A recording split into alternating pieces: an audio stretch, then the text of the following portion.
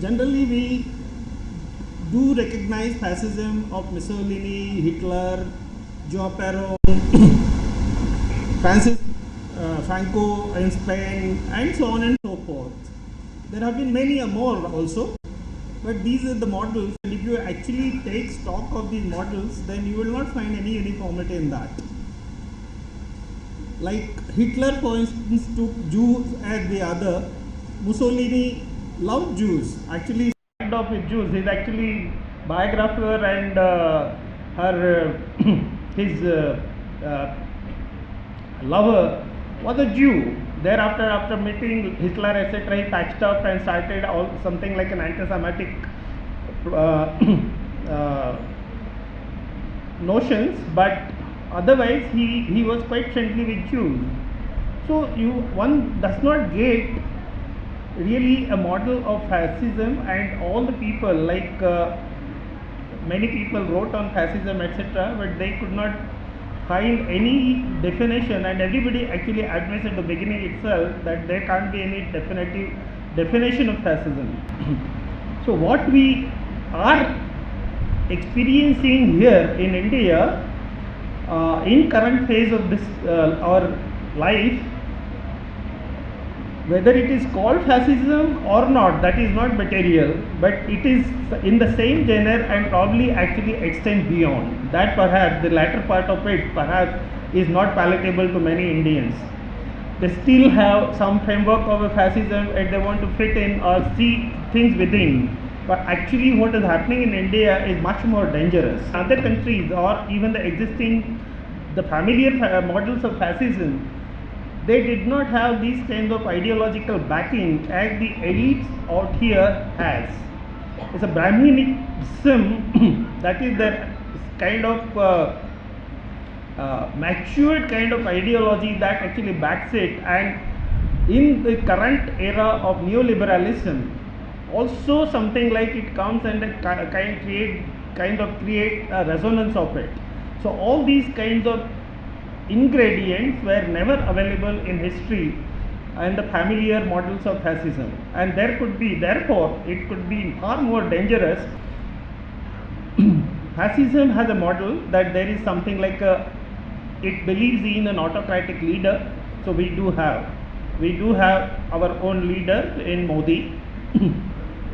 And one has to really look at Modi's making to understand how it could be more dangerous, as I am stressing, than Hitler or even Mussolini. If you look at Modi's making, you will have to go into how actually he warmed up to the chair of chief ministership of Gujarat, and whatever that he has done. In 2001 he actually became chief minister when Kesubhai Patel had to resign, and he got onto the chair of chief minister, and immediately thereafter he actually enacted the carnage of Muslims in 2002. So this is not an easy, the kind of the kind of self-confidence and all that is required. If you actually shuffle through Mussolini's things, etc. Mussolini's background is communist, and he then graduated towards these kinds of ideology. And Hitler also was not very different. So he did not have any idea that he would be actually going to be like this. But his making, the background of Modi actually is a RSS pracharak, and the kind of ideological package that he carries with him and the maturity with which actually they have been doing this is actually unparalleled. So that needs to be noted. Modi, it's a familiar thing that Modi never faces any this thing. He's an actually narcissist par excellence. He never faces any questions. He believes in what he does, and after 2014 he has really presented a prototype as to what the model of Hindu Rashtra, which actually is something like meaning I already said that I would not call it fascism or whatever it is. It's something like fascism plus something is going to be. What enabled Modi, when actually it would be more important for us to really think through that a narrow window has been left for us to tackle these menace. 2019, now the recent assembly election, particularly in UP, proves that it is going to be a cakewalk for them, and everything would be plugged. Their numbers in this thing, Rajya Sabha, Lok Sabha, everywhere, they will have this thing. One can draw the scenario and see that they are going to achieve the goal of Hindu Rashtra very soon. As a matter of fact, Hindu Rashtra, as Mohan Bhagwat stresses, this country has been a Hindu Rashtra de facto. But as a de jure also, this country is going to be Hindu Rashtra. That said, what is this Hindu Rashtra going to be? It's not a name change, it is not something like a label that is going to be replaced. What has enabled such a kind of thing within the so-called best kind of constitution that we have and the liberal democratic framework that we have adopted for ourselves? Every fascism had a vehicle. Okay, so there are certain kinds of things. Fascism also always comes through the crises that people face, and middle classes are the vehicles of that. Now in India, communalism, so-called communalism, has been the vehicle for this fascism. So this was the British policy of divide and rule, very familiar to us, that they created. They always imagined, because British have not come here for something like philanthropy, etc. They came to loot the country and they did it. So there is nothing to lament about it. But it is very important to understand what we have done after achieving so-called independence. So unless that is probably clear, we will not be able to scratch the thing or actually articulate our resistance to fascism. Suppose, for instance, that this communalism that has come through conceived by the colonial times, and it has been a legacy of colonial rulers. If we had discarded it, just imagine that if we had discarded it, if we had not given them political space for that, what would have happened? Okay, so these kinds of questions actually need to be asked. When transfer of power came, actually we towed the same line as the colonial rulers. We adopted the same kinds of policies, same kinds of institutional structure, everything same, and we called ourselves a democratic republic. Okay. The preamble of our constitution, which is Julajai, then uncritically we take it as something like a best constitution, all that kind of thing, because it goes in the name of Baba Saheb Ambedkar. But Baba Saheb Ambedkar, we actually conveniently forget that 1953 itself in Rajya Sabha he completely disowned it. That he said that I was used as a hack, what they thought I had to write, and this constitution is of no use to anyone, I would be the first person to burn it out. In relation to communalism, it relates with the secularism. The communalism, the analog is a secularism. Indian constitution, everybody uncritically would suppose that Indian constitution is secular. There is no word secular in the constitution. It was introduced in 42nd amendment paradoxically during emergency by Indira Gandhi. Okay, and anyway it was introduced in the preamble, which does not make a body of the constitution. It is just a vision. Preamble actually stands as a vision. So they adopted, actually the subcommittee of the Constituent Assembly had decided that India be secular country, but the advisory council rejected it, and then there was a debate. Perhaps this is the only issue on which something like 100 people participated, 100 members of the Constituent Assembly participated in the debate, and their views could be classed in 5-6 kinds of secularisms. And what ultimately came as something like a Sarva Dharma Samabhav, what actually Gandhi ordained or always spoke about. So this is the kind of thing. Now by default, if the Hindu people, our Hindu religion actually constitutes the majority of membership, then the Sarva Dharma Samudaya by default actually will lean towards the hegemony of that, and that is precisely has been happening right after these kinds of things. And even while Constituent Assembly was in session itself, the kinds of rituals in subtle forms were actually followed that they belong to Hinduism. Nobody notices that kind of thing. And if you go across anywhere now today, the Hindu rituals or Hindu traditions etc. are followed in a state as by default. So where is the kind of that samadharma, samabhava and all that kind of thing. Another thing, because right the colonial rulers had realized that they had a very good potent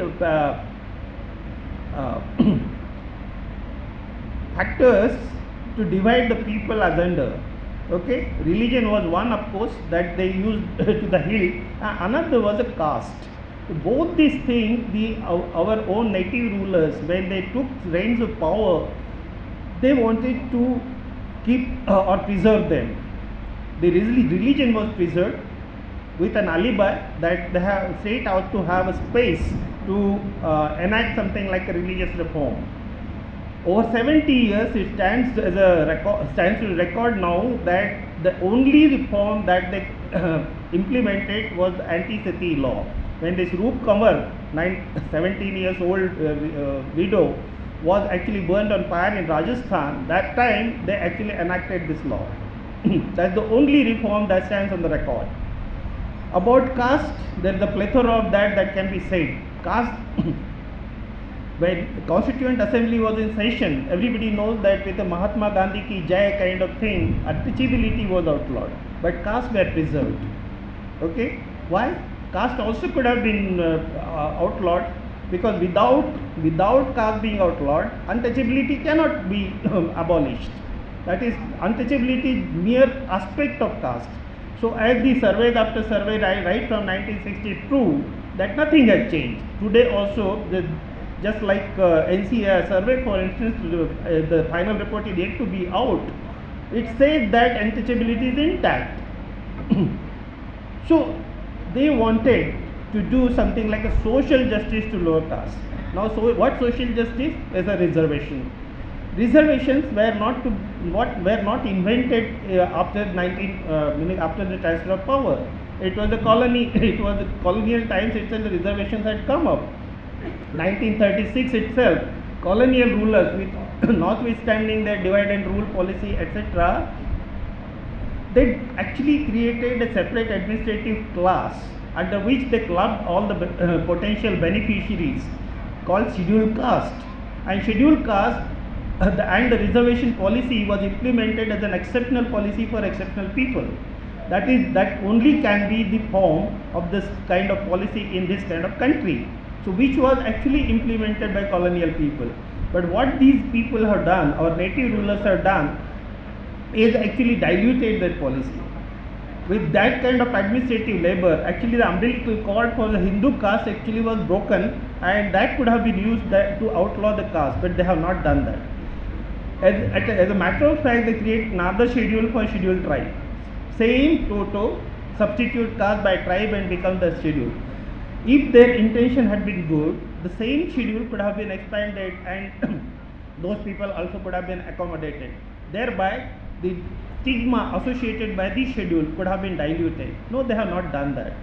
They created rather another clause. They introduced another clause that state will take a lamp and search such people who are educationally, socially backward.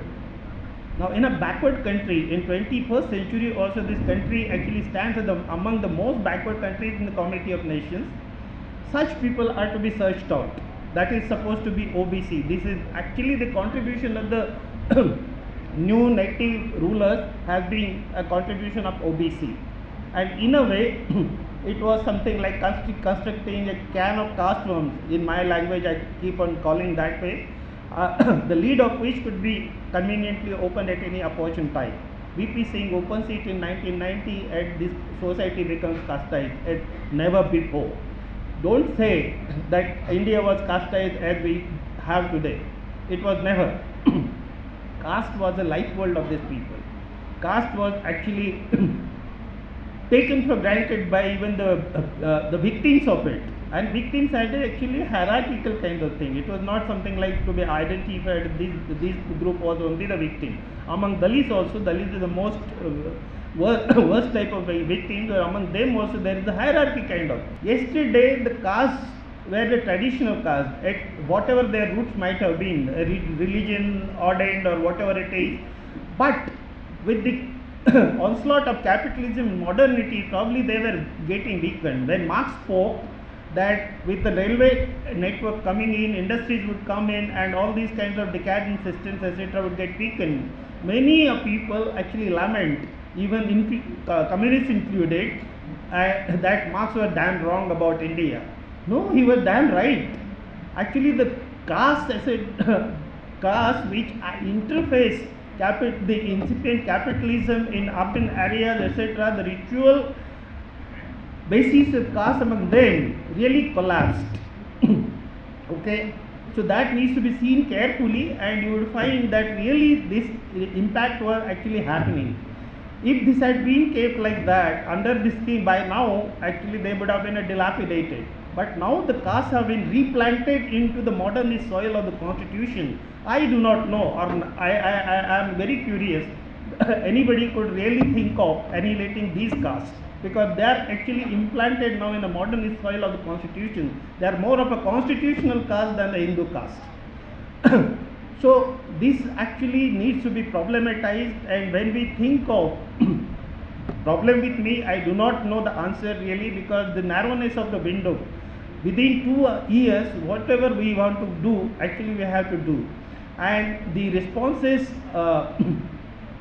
could come if only we could understand it clearly, that within what framework we have been actually living, and what caused the creation of this menace. Been trying many ways, like we have been trying now to organize people, etc., students particularly all over India, within whatever that we want to create a semblance of a resistance, to say something like a resounding no to the people around, so that it might create ripples in the society and some miracle might happen. But actually I do not see that much hope even. I think I will stop here, not to take your much time. Thank you.